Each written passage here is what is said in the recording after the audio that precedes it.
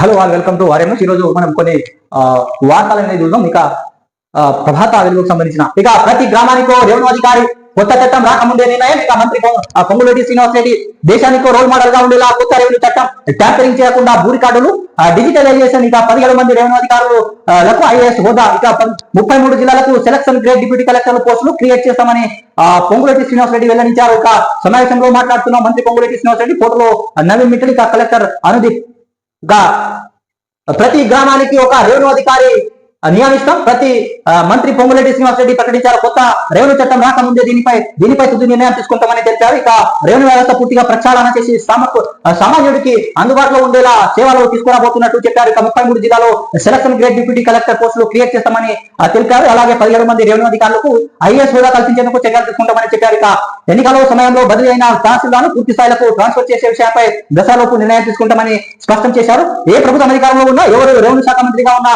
ఎవరు కూడా ప్రభుత్వ భూముల రికార్డులను ట్యాంపరింగ్ చేయకుండా ఉండేలా యుద్ధ ప్రతి పాదికను డిజిటలైజేషన్ చేపడతామని తెలిపారు. ఆదివారం హైదరాబాద్ లోని ఎంసీహెచ్ ఆడిలోనే 272 మంది స్పెషల్ గ్రేడ్ డిప్యూటీ కలెక్టర్లు, ఇక డిప్యూటీ కలెక్టర్ మంత్రి పొంగులేటి శ్రీనివాస్ రెడ్డి ముఖాముఖిగా సమావేశం నిర్వహించారు. ఈ సందర్భంగా మంత్రి మాట్లాడుతూ కొత్త ఉద్యోగంతో చేరిన వారితో పాటు సర్వీస్ లో ఉన్న ప్రతి ఒక్కరికి శిక్షణ తప్పనిసరి చేస్తామని తెలిపారు. రెవెన్యూ విభాగం ఉద్యోగులకు సంబంధించిన జాబ్ చార్ట్ రూపొందించాలని, ఇందుకోసం ఒక కమిటీ ఏర్పాటు చేసి ఇతర రాష్ట్రాలతో అధ్యయనం చేయాలని సూచించారు. దేశానికి రోల్ మోడల్ గా ఉండేలా కొత్త రెవెన్యూ చట్టం 2024 తీసుకురాబోతున్నామని తెలిపారు. ఇక నల్గొండ జిల్లా తిరుమలగిరి, రంగారెడ్డి జిల్లా యాచారం మండలంలో పైలట్ ప్రాజెక్టు నిర్వహిస్తామని, అక్కడ ఎదురయ్యే సమస్యలు, మంచి చెడులు పరిగణలోకి తీసుకొని చట్టాలను రూపొందిస్తామని తెలిపారు. ఇక తిరుమలగిరి మండలంలో పర్యటించి రైతులు మాట్లాడాలని ఇలా చెప్పారు. ఈ ఒక్క మండలంలోనే 4,380 ఎకరాలు సర్వే చేస్తే 1,300 ఎకరాలు మోకా మీద లేని వారికి పాస్బుక్లు ఉన్నాయనే విషయం బయటపడింది. ఇక ప్రభుత్వ భూములు పరిరక్షణలో ఏమాత్రం రాజీ పడవద్దనే అధికారులకు మంత్రి పొంగులేటి శ్రీనివాస్ రెడ్డి సూచించారు. ప్రతి 3 నెలలు ప్రతి 3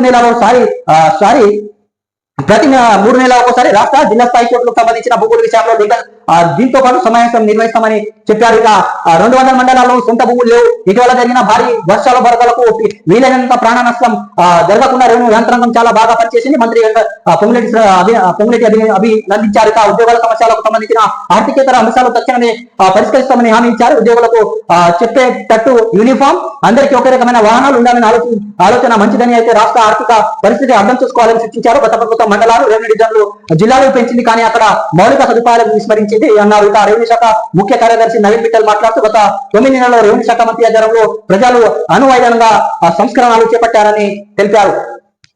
ఇక లచ్చిరెడ్డి పాదాలు వేదికపై మంత్రి గ్రీన్ సిగ్నల్. ఇక డిప్యూటీ కలెక్టర్ అసోసియేషన్ అధ్యక్షుడు లచ్చిరెడ్డి ఉద్యోగాల తరఫున ప్రతిపాదనకు మంత్రి పొంగులేటి శ్రీనివాస్ రెడ్డి దృష్టి తీసుకొచ్చారు. స్పెషల్ గ్రేడ్ డిప్యూటీ కలెక్టర్లకు కేడర్ స్ట్రెంత్ పెంపు, సెలక్షన్ గ్రేడ్ నిర్ధారించిన 33 పోస్టులకు అప్ గ్రేడ్ చేయడం, 17 మంది సీనియర్ అదనపు కలెక్టర్లను, కేడర్ అధికారులకు ఐఏఎస్ పదోన్నత డిప్యూటీ కలెక్టర్ నుంచి స్పెషల్ గ్రేడ్ డిప్యూటీ కలెక్టర్ 50 మందికి ప్రమోషన్, 33 జిల్లాలో డిఆర్ఓ పోస్టుల భర్తీ, దసరా కానుకగా తహసీల్దార్ ఎన్నికల బదిలీలకు పూర్తి చేయడం, గ్రామానికి రెవెన్యూ అధికారి నియమించడం లాంటి వసతులను పరిశీలించారు. ఇక మంత్రికి కోరారు. ఇక వీటికి సానుకూలంగా స్పందించిన మంత్రి పొంగులేటి శ్రీనివాస్ రెడ్డి ఇక అంశాల వారీగా వాటిని తస్కరాన్ని చర్యలు తీసుకుంటామని పేదల వైపు ఉన్న రెవెన్యూ శాఖ ముఖ్య కార్యదర్శి నవీన్ మిట్టల్ ఆదేశించారు. ఈ సమావేశంలో collector Anudeep, Telangana state civil service deputy collector association president Chandramohan, ప్రధాన కార్యదర్శి డి శ్రీనివాస్ రెడ్డి, అధికారి కోశాధికారి ఏ భాస్కర్, డిప్యూటీ కలెక్టర్ అసోసియేషన్ ప్రధాన కార్యదర్శి రామకృష్ణ, ట్రేసా అధ్యక్షుడు వంగ రవీందర్ రెడ్డి, ప్రధాన కార్యదర్శులు గౌతమ్ కుమార్ తదితరులు పాల్గొన్నారు. ఈ కార్యక్రమంలో అయితే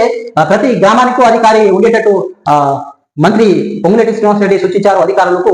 వాళ్ళు అంటే దానిపై దేశానికి ఒక రోల్ మోడల్ గా ఉండేలా ఆ చట్టం రూపొందించనున్నారు. తర్వాత ఏదైతే ట్యాంపరింగ్ చేయకుండా, అంటే ఈ ప్రభుత్వం కాకుండా ఏ ప్రభుత్వం వచ్చినా ఆ భూములకు ట్యాంపరింగ్ చేయకుండా భూ రికార్డులను డిజిటలైజేషన్ చేస్తామని మంత్రి వెల్లడించడం జరిగింది. తర్వాత 17 మంది అధికారులకు ఐఏఎస్ హోదా కూడా ఇవ్వబోతున్నట్టు మంత్రి గారు ప్రకటించడం జరిగింది. అంటే ఇక్కడ రెవెన్యూ అధికారులు ఉంటారు, వారికి 17 మందికి 33 జిల్లాలకు సంబంధించిన 17 మందికి ఐఏఎస్ అధికారులు హోదా ఇచ్చి వాళ్ళకు ఈ బాధ్యతలు అనేది ఇచ్చేటట్టు ఒక ప్రకటన అనేది చేయడం జరిగింది. తర్వాత 33 జిల్లాలకు సెలక్షన్ గ్రేడ్ డిప్యూటీ కలెక్టర్ పోస్టులు క్రియేట్ చేస్తామని మంత్రి గారు చెప్పడం జరిగింది. ఇది మనకు రెవెన్యూ ROR 2024 అంటే కొత్త రెవెన్యూ చట్టం గురించి కొన్ని డీటెయిల్స్ అనేది స్పష్టంగా ఇవ్వడం జరిగింది ఇక్కడ. సో దయచేసి అందరూ తెలుసుకోవాల్సిన విషయం ఉంది. ఇది మన తెలంగాణలో జరగబోయే సర్వేలో ఇవన్నీ భూ రికార్డులను డిజిటలైజేషన్ చేస్తామని మంత్రి వెల్లడించడం జరిగింది. సో దయచేసి సబ్స్క్రైబ్ చేయండి, లైక్ చేయండి, కామెంట్ చేయండి, షేర్ చేయండి. మీరు సలహాలు కూడా కామెంట్ ద్వారా అనేది ఇవ్వచ్చు. So thanks for watching RM news. Please subscribe.